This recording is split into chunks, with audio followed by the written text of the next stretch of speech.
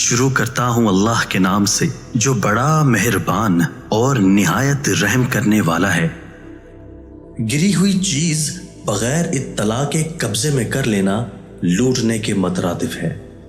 عورت میں ایک کمزوری ہے جس کا علاج تحمل ہے۔